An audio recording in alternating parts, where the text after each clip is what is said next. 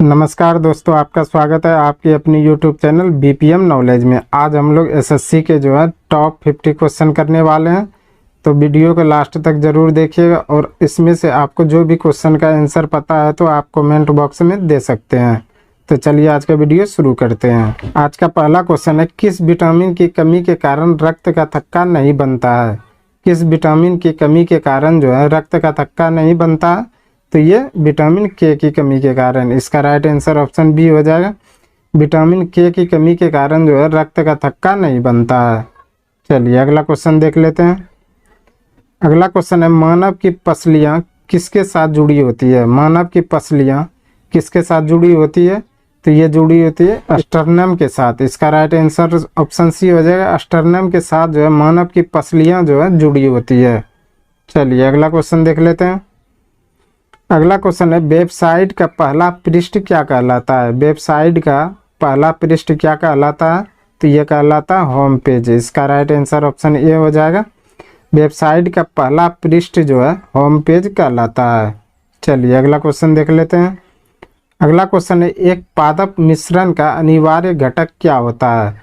एक पादप मिश्रण का अनिवार्य घटक क्या होता है? तो ये होता है पारा। इसका राइट आंसर ऑप्शन सी हो जाएगा। एक पादप का मिश्रण का अनिवार्य घटक पारा होता है। चलिए अगला क्वेश्चन देख लेते हैं। अगला क्वेश्चन है, हरितगृह गैसों का पृथ्वी के वायुमंडल के औसत ताप पर क्या प्रभाव होता है? हरितगृह गैसों का पृथ्वी के वायुमंडल के औसत ताप पर क्या प्रभाव होता है? तो ये बढ़ता है। इसका राइट आंसर ऑप्शन ए हो जाएगा। हरितगृह गैस का पृथ्वी के वायुमंडल के औसत ताप पर इसका प्रभाव बढ़ जाता है। चलिए अगला क्वेश्चन देख लेते हैं। अगला क्वेश्चन है, बैरोमीटर के आविष्कार किसने किया था? बैरोमीटर के आविष्कार किसने किया था? तो ये किया था ई टोरिसेली ने। इसका राइट आंसर ऑप्शन बी हो जाएगा। ई टोरिसेली ने बैरोमीटर का आविष्कार किया था। चलिए अगला क्वेश्चन देख लेते हैं। अगला क्वेश्चन है, कपास के रेशे का उपयोग कर कपड़े बनाने की आर्थिक गतिविधि किस क्षेत्र के अंतर्गत आती है? कपास के रेशे का उपयोग कर कपड़े बनाने की आर्थिक गतिविधि किस क्षेत्र के अंतर्गत आती है? तो ये द्वितीय क्षेत्र के अंतर्गत। इसका राइट आंसर ऑप्शन ए हो जाएगा। द्वितीय क्षेत्र के अंतर्गत रेशे से कपड़े बनाने की आर्थिक गतिविधि आता है। चलिए अगला क्वेश्चन देख लेते हैं। अगला क्वेश्चन है, कौन सी कला ग्रीकों बौद्ध कला के नाम से भी जानी जाती है? कौन सी कला ग्रीकों बौद्ध कला के नाम से भी जानी जाती है? तो ये गंधार कला। इसका राइट आंसर ऑप्शन ए हो जाएगा। गंधार कला बौद्ध और ग्रीकों काल के कला को कहा जाता है। चलिए अगला क्वेश्चन देख लेते हैं। अगला क्वेश्चन है, किस अधिनियम ने नस्ल, धर्म तथा राष्ट्रीय मूल के आधार पर भेदभाव को निषेध कर दिया गया था? किस अधिनियम ने नस्ल, धर्म तथा राष्ट्रीय मूल के आधार पर भेदभाव को निषेध कर दिया गया था? तो ये किया गया था नागरिक अधिकार अधिनियम के द्वारा। इसका राइट आंसर ऑप्शन सी हो जाएगा। नागरिक अधिकार अधिनियम के द्वारा किसी भी नस्ल, धर्म, राष्ट्रीय मूल के आधार पर भेदभाव नहीं कर सकते हैं। चलिए अगला क्वेश्चन देख लेते हैं। अगला क्वेश्चन है, a band in the river नामक पुस्तक के लेखक कौन है? A band in the river नामक पुस्तक के लेखक कौन सा? तो ये वी.एस. नैपाल। इसका राइट आंसर ऑप्शन ए हो जाएगा। वी.एस. नैपाल ने a band in the river नामक पुस्तक लिखा था। चलिए अगला क्वेश्चन देख लेते हैं। अगला क्वेश्चन है, अफ्रीकी परमाणु हथियार मुक्त क्षेत्र संधि क्या कहलाती है? अफ्रीकी परमाणु हथियार मुक्त क्षेत्र संधि क्या कहलाती है? तो ये कहलाती है पेलिन-डावा संधि। इसका राइट आंसर ऑप्शन ए हो जाएगा। पेलिन-डावा संधि अफ्रीकी परमाणु हथियार मुक्त क्षेत्र संधि कहलाती है। चलिए अगला क्वेश्चन देख लेते हैं। अगला क्वेश्चन है, भारत का कौन सा पड़ोसी देश बर्मा के नाम से भी जाना जाता है? भारत का कौन सा पड़ोसी देश बर्मा के नाम से भी जाना जाता है? तो ये है म्यांमार। इसका राइट आंसर ऑप्शन ए हो जाएगा। म्यांमार को यह बर्मा के नाम से भी जाना जाता है। चलिए अगला क्वेश्चन देख लेते हैं। अगला क्वेश्चन है दक्षिण अफ्रीका से वापस लौटने पर महात्मा गांधी द्वारा प्रारंभ प्रथम सत्याग्रह कौन सा था? दक्षिण अफ्रीका से वापस लौटने पर महात्मा गांधी द्वारा प्रथम सफल सत्याग्रह कौन सा था? तो ये था चंपारण सत्याग्रह। इसका राइट आंसर ऑप्शन ए हो जाएगा। चंपारण सत्याग्रह जो है दक्षिण अफ्रीका से लौटने के जो है तुरंत बाद ही जो है गांधी जी ने प्रारंभ किया था और यह सफल सत्याग्रह भी रहा। चलिए अगला क्वेश्चन देख लेते हैं। अगला क्वेश्चन है समस्तीपुर जिले में राजेंद्र कृषि विश्वविद्यालय कहाँ स्थित है? समस्तीपुर जिले में राजेंद्र कृषि विश्वविद्यालय कहाँ स्थित है? तो ये पूसा में स्थित है। इसका राइट आंसर ऑप्शन सी हो जाएगा। पूसा में जो है कौन सा जो है विश्वविद्यालय स्थित है? तो राजेंद्र नगर कृषि विश्वविद्यालय। और यह किस जिले में है? तो ये समस्तीपुर जिले में है। चलिए अगला क्वेश्चन देख लेते हैं। अगला क्वेश्चन है भारत के राष्ट्रपति को मौलिक अधिकारों के प्रवर्तन के निलंबन का अधिकार प्राप्त है। भारत के राष्ट्रपति को जो है मौलिक अधिकारों के प्रबंधन के निलंबन का जो है अधिकार प्राप्त है। तो यह अनुच्छेद 359 से। इसका राइट आंसर ऑप्शन बी हो जाएगा। अनुच्छेद 359 के अंतर्गत जो है भारत के राष्ट्रपति को जो है मौलिक अधिकारों के परिवर्तन को जो है निलंबन करने का अधिकार है। चलिए अगला क्वेश्चन देख लेते हैं। अगला क्वेश्चन है भारत की जनगणना 2011 के अनुसार निम्न में से किस राज्य में महिला साक्षरता दर जो है सबसे कम है? भारत की जनसंख्या 2011 के अनुसार निम्न में से किस राज्य में महिला साक्षरता दर सबसे कम थी? तो ये थी राजस्थान में। इसका राइट आंसर ऑप्शन सी हो जाएगा। राजस्थान में जो है भारत की जनगणना 2011 के अनुसार जो है महिला साक्षरता दर जो है सबसे कम है। चलिए अगला क्वेश्चन देख लेते हैं। अगला क्वेश्चन है चंद्रगुप्त मौर्य चंद्रगिरी पर्वत श्रवणबेलगोला किस जैन संत के साथ गया था? चंद्रगुप्त मौर्य चंद्रगिरी पर्वत श्रवणबेलगोला किस जैन संत के साथ गया था? तो ये गया था भद्रबाहु के साथ। इसका राइट आंसर ऑप्शन बी हो जाएगा। भद्रबाहु के साथ जो है चंद्रगुप्त मौर्य चंद्रगिरी पर्वत श्रवणबेलगोला जो है जैन संत गया था। चलिए अगला क्वेश्चन देख लेते हैं। अगला क्वेश्चन है भारत में पंच तीर्थ का संबंध किससे है? भारत में पंच तीर्थ का संबंध किससे है? तो यह सामाजिक समावेश से। इसका राइट आंसर ऑप्शन ए हो जाएगा। सामाजिक समावेश से जो है भारत में पंच तीर्थ जो है संबंधित है। चलिए अगला क्वेश्चन देख लेते हैं। अगला क्वेश्चन है निम्नलिखित में से किसने रॉलेट एक्ट को काला कानून कहा था? निम्नलिखित में से किसने रॉलेट एक्ट को काला कानून कहा था? तो ये कहा था महात्मा गांधी ने। इसका राइट आंसर ऑप्शन बी हो जाएगा। महात्मा गांधी ने जो है रॉलेट एक्ट को जो है काला कानून कहा था और यह 1919 में अंग्रेजों द्वारा लाया गया था। चलिए अगला क्वेश्चन देख लेते हैं। अगला क्वेश्चन है राज्य का सर्वाधिक महत्वपूर्ण तत्व किसमें है? राज्य का सर्वाधिक महत्वपूर्ण तत्व जो है किसमें है? तो यह है जनसंख्या में। इसका राइट आंसर ऑप्शन बी हो जाएगा। जनसंख्या में जो है राज्य का सर्वाधिक महत्वपूर्ण तत्व है। चलिए अगला क्वेश्चन देख लेते हैं। अगला क्वेश्चन है राष्ट्रीय आपदा प्रबंधन प्राधिकरण केंद्र के किस मंत्रालय के अधीन कार्य करता है? राष्ट्रीय आपदा प्रबंधन प्राधिकरण केंद्र जो है किस मंत्रालय के अधीन कार्य करता है? तो ये करता है गृह मंत्रालय के अंतर्गत। इसका राइट आंसर ऑप्शन डी हो जाएगा। गृह मामले मंत्रालय के अंतर्गत जो है राष्ट्रीय आपदा प्रबंधन जो है प्राधिकरण केंद्र जो है कार्य करता है। चलिए अगला क्वेश्चन देख लेते हैं। अगला क्वेश्चन है बेटी बचाओ बेटी पढ़ाओ योजना की शुरुआत कब हुई? बेटी बचाओ बेटी पढ़ाओ योजना की शुरुआत कब हुई? तो ये हुई थी 2015 में। इसका राइट आंसर ऑप्शन सी हो जाएगा। 2015 में जो है बेटी बचाओ बेटी पढ़ाओ योजना की जो है शुरुआत हुई थी। चलिए अगला क्वेश्चन देख लेते हैं। अगला क्वेश्चन है भारत के सबसे लंबे नदी रोपवे का शुभ आरंभ किस राज्य में किया गया? भारत के सबसे लंबे नदी रोपवे का शुभ आरंभ किस राज्य में किया गया? तो ये असम में किया गया। इसका राइट आंसर ऑप्शन बी हो जाएगा। असम में जो है भारत के सबसे लंबे नदी रोपवे का जो है शुभ आरंभ किया गया। चलिए अगला क्वेश्चन देख लेते हैं। अगला क्वेश्चन है, राष्ट्रीय उद्यान जो भारत के छत्तीसगढ़ राज्य में स्थित है। राष्ट्रीय उद्यान जो भारत के छत्तीसगढ़ राज्य में स्थित है, तो ये कांगेर घाटी, इसका राइट आंसर ऑप्शन ए हो जाए। कांगेर घाटी जो है यह राष्ट्रीय उद्यान जो छत्तीसगढ़ राज्य में स्थित है। अगला क्वेश्चन है, भारतीय स्वतंत्रता संघर्ष के संदर्भ में निम्नलिखित में से किसे कांग्रेस का नरम दलीय नेता बताया जाता है। भारतीय स्वतंत्रता संघर्ष के संदर्भ में निम्नलिखित में से किसे कांग्रेस का नरम दलीय नेता बताया जाता है, तो ये गोपाल कृष्ण गोखले को, इसका राइट आंसर ऑप्शन ए हो जाएगा। गोपाल कृष्ण गोखले के जो है भारतीय स्वतंत्रता संघर्ष के संदर्भ में कांग्रेस का नरम दलीय नेता बताया गया है। चलिए अगला क्वेश्चन देख लेते हैं। अगला क्वेश्चन है, भारत के स्वतंत्रता संघर्ष में निम्नलिखित में से कौन सा घटना सबसे पहले हुआ। भारत के स्वतंत्रता संघर्ष में निम्नलिखित में से कौन सा घटना सबसे पहले हुआ, तो ये हुआ था कांग्रेस का गया अधिवेशन, इसका राइट आंसर ऑप्शन बी हो जाएगा।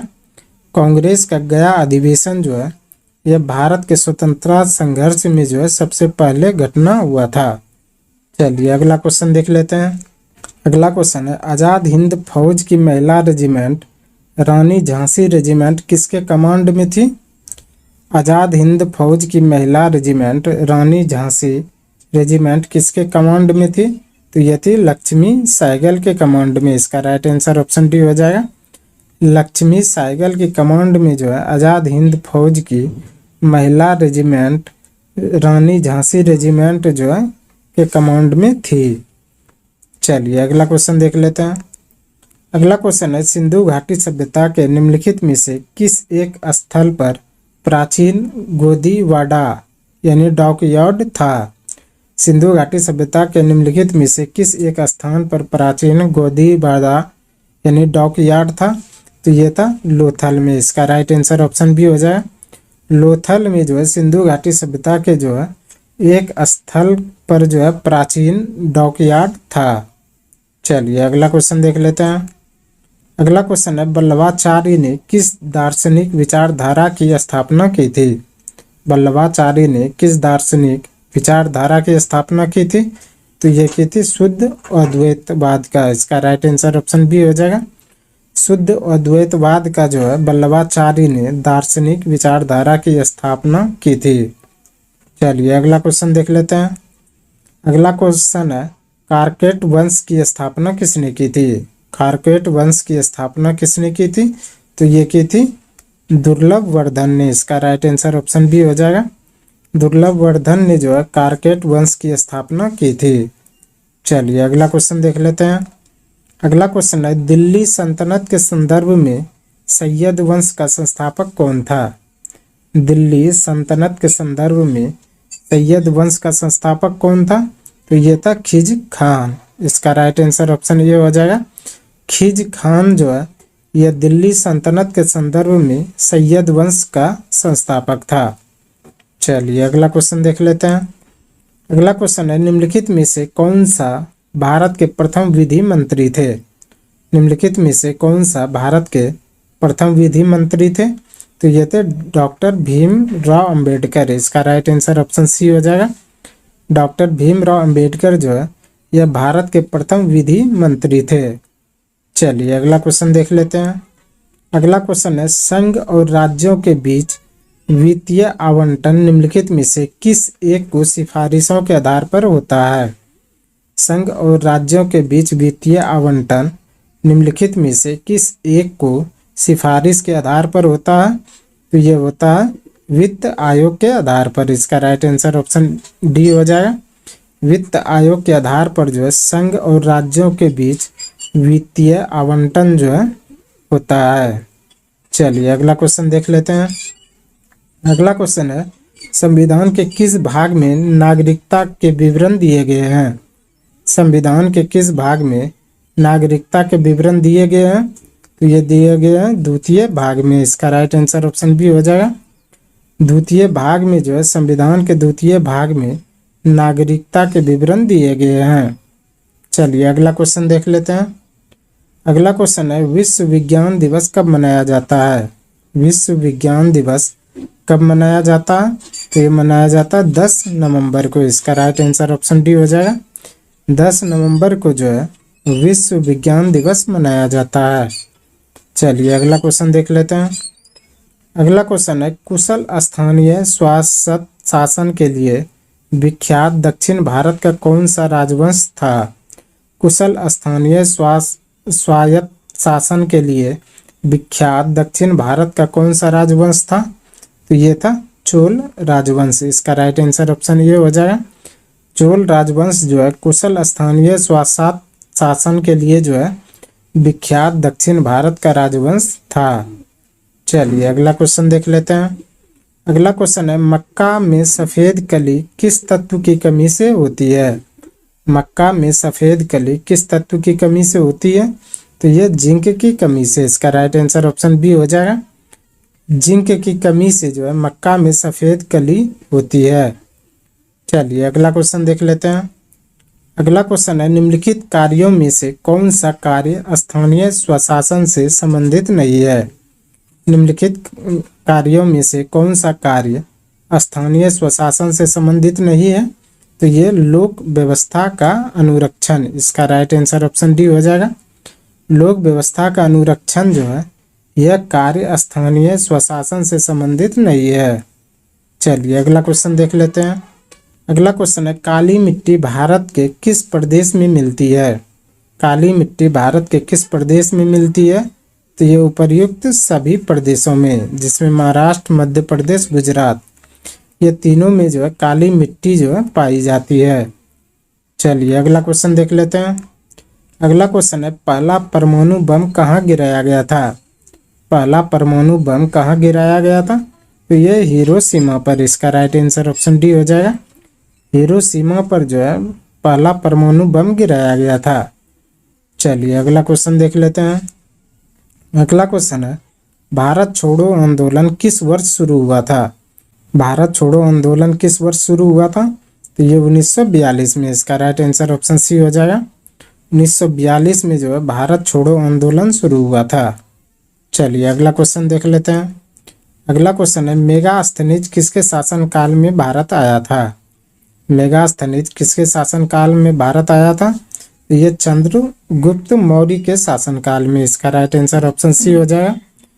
चंद्रगुप्त मौर्य के शासनकाल में जो है मेगास्थनीज भारत आया था। चलिए अगला क्वेश्चन देख लेते हैं। अगला क्वेश्चन है, कालीबंगा कहाँ स्थित है? कालीबंगा कहाँ स्थित है? तो यह है राजस्थान में। इसका राइट आंसर ऑप्शन बी हो जाएगा। राजस्थान में जो है कालीबंगा स्थित है। चलिए अगला क्वेश्चन देख लेते हैं। अगला क्वेश्चन है, दक्षिण भारत की सर्वाधिक प्राचीन एवं समृद्ध भाषा है? दक्षिण भारत की सर्वाधिक प्राचीन एवं समृद्ध भाषा कौन सी है?